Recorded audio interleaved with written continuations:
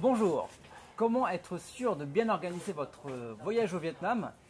Aujourd'hui, je vous présente Bruno de Rue d'Asie qui va nous en parler un peu plus sur le sujet. Donc, Bruno, bonjour. Salut Kevin, salut à tout le monde. Est-ce que tu peux te présenter en quelques mots à nos lecteurs? Donc voilà, je m'appelle Bruno, ça fait 3 ans et demi que je suis au Vietnam et je travaille avec des amis dans une agence de voyage qui s'appelle Rue d'Asie. D'accord. Et voilà, on travaille sur le marché francophone, les voyageurs francophones qui veulent venir découvrir le Vietnam et faire des choses un peu originales. D'accord, très bien.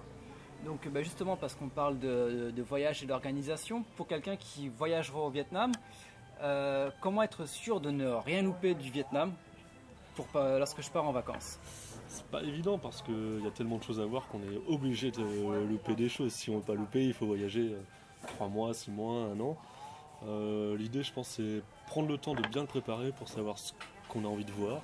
Les paysages, comme la baie d'Along, comme les montagnes dans le nord, chez les ethnies minoritaires, savoir si on veut passer du temps chez les ethnies. Il faut mieux bien prendre le temps de savoir ce qu'on aime en voyage, des hobbies, du sport, de l'aventure, des rencontres humaines. Et avec ça, essayer de préparer le meilleur voyage selon le temps qu'on a à passer. D'accord, très bien. Donc justement, quelle serait l'erreur qu'on pourrait faire justement en préparant ou en venant séjourner au Vietnam? Je pense que l'erreur, c'est de vouloir justement tout voir ou trop en voir. Ouais. C'est-à-dire faire le Vietnam du nord au sud en 1 semaine, même des fois en 2 semaines, c'est très rapide. Donc en voulant voir tout, des fois on passe à côté. On passe à côté de prendre le temps de vivre avec la population, de prendre le temps de regarder comment une ville évolue. À Hanoï, on peut passer, certains passent une seule journée, mais on peut passer 2-3 jours facilement, par exemple. D'accord, très bien. Donc, justement, toi, tu possèdes l'agence Rue d'Asie. Donc, quel intérêt à passer justement par une agence pour pouvoir voyager et visiter le Vietnam? L'intérêt, c'est un peu ça, c'est-à-dire que le Vietnam, on peut très bien voyager sans agence, tout seul, en sac à dos, mais si on veut faire des choses vraiment, je dirais, hors des sentiers battus ou vraiment authentiques, on va vite se retrouver sur les autoroutes touristiques, c'est-à-dire on va vite se retrouver à Sapa. Sapa, c'est très beau, mais les villages où il y a les ethnies, les premiers villages sont devenus très très commerçants et commerciaux. Donc, pour tout ce qui est simple, on peut faire souvent tout seul, mais par exemple si on veut voyager, passer 5-6 jours chez l'habitant dans les ethnies ou découvrir la baie d'Along différemment, c'est bien de passer par une agence pour qu'elle nous aide à trouver les services, les bons services, à trouver des guides, parce qu'un guide c'est ultra important, on va pas apprendre le vietnamien en quelques jours, donc si on veut échanger avec la population, un guide c'est ultra important, et une agence ça sert aussi à ça. Et puis justement à répondre, à définir l'itinéraire, en fonction de ce qu'on veut faire. Et des activités, ces activités c'est aussi très très important. D'accord, parce que c'est vrai qu'il y a des fois il y a des choses auxquelles on ne pense pas quand on prépare son voyage au Vietnam. Et c'est vrai que notamment la barrière de la langue peut être énorme si on ne parle pas vietnamien. Sachant que quand on va dans les ethnies, c'est vrai qu'ils ne parlent pas forcément anglais non plus. Mais déjà même à Hanoï, pas beaucoup de gens parlent anglais et encore moins français. Et c'est vrai que si on va chez les ethnies, c'est dommage de passer une nuit. Certaines ethnies parlent à peine vietnamien et c'est dommage de passer une nuit sans pouvoir échanger plus, sans avoir leur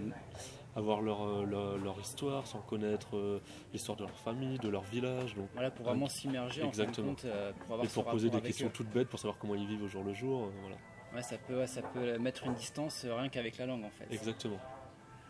Donc justement, je suis voyageur, j'ai envie de partir au Vietnam, on va dire, je sais pas, 2 semaines. J'ai envie de passer par ton agence, comment ça se passe? L'idée c'est que nous on travaille essentiellement sur internet, donc les gens peuvent venir sur le site de ruedasie.com ou nous écrire directement sur notre mail ou même passer de te demander parce que tu nous connais bien. Et après sur notre site par exemple on propose des idées de circuit, mais ça reste des idées, on fait jamais un circuit tel qu'il est présenté, donc on passe pas mal de temps à faire des échanges avec les voyageurs pour arriver vraiment à définir le voyage qui leur convient à eux. Donc même si on peut faire ça au dernier moment, plus on va s'y prendre en avance, plus on va avoir le temps de préparer, plus on va pouvoir aussi trouver les meilleurs guides pour leur voyage, plus on va pouvoir avoir le temps d'affiner et de concocter le voyage. D'accord. C'est ce que tu me disais avant, c'est vrai que c'est bien de s'y prendre quand même pas mal de temps à l'avance pour pouvoir mieux organiser, pour pas arriver au dernier moment par exemple. Exactement, et puis par exemple en ce moment là on est au mois de mars et c'est la haute saison, et c'est vrai qu'on a des voyageurs qui viennent au dernier moment, on essaie de les aider mais on a des services qu'on ne peut pas trouver, il est difficile de trouver les jonques les plus originales au dernier moment parce qu'elles sont réservées. Et c'est la même chose pour les guides. Donc s'ils étaient venus il y a un mois ou s'ils nous avaient contacté il y a 2 mois ou 3 mois par internet, on aurait pu le faire en amont. Et même pour eux, du coup, c'est vachement mieux parce qu'ils ne perdent pas de temps. Oui, voilà.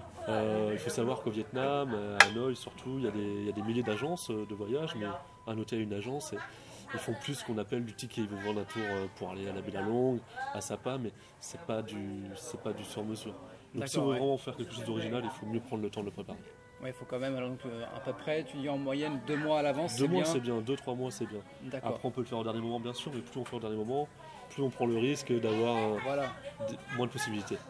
D'accord, très bien. Et on arrive bientôt à la fin de cette interview. Juste un conseil que tu pourrais donner pour quelqu'un qui viendrait voyager au Vietnam, je ne sais pas, une destination que tu préfères pour préparer son voyage, je sais pas. Alors nous on est basé à Hanoï et donc on adore, encore une fois, je me répète, mais le nord du Vietnam et surtout les ethnies minoritaires. Et il y a beaucoup d'ethnies minoritaires différentes, il y a des dizaines et des dizaines, il y a 52 ethnies minoritaires au Vietnam, donc il y a 51. Attends, je sais plus, il y a combien d'ethnies? Il y a 53 ethnies minoritaires, 53 voilà. ethnies, Parce que l'ethnie majoritaire, c'est les Kin, les Vietnamiens, donc 54 ethnies, 53 ethnies minoritaires, et elles sont essentiellement basées dans le nord du Vietnam. Et donc c'est vrai qu'on peut faire des super voyages et beaucoup de rencontres humaines. Donc si les gens ont le temps et s'ils aiment, je leur conseille le nord. On peut faire des voyages à moto, on peut faire des voyages avec des voitures privées et passer le temps chez les ethnies minoritaires. D'accord. Eh bien écoute Bruno, super. Merci pour cette Merci interview. à toi, Kevin. J'espère que maintenant vous en savez un peu plus sur comment organiser votre voyage au Vietnam. Donc voilà, si vous voulez passer par les services de Bruno, je vous invite à cliquer sur la petite bannière sur le petit bouton Rue d'Asie qui se trouve juste en dessous de la vidéo. Et nous on se retrouve très bientôt pour de nouvelles séquences. Je vous dis à bientôt. Salut à tout le monde. Bye bye. Bye bye.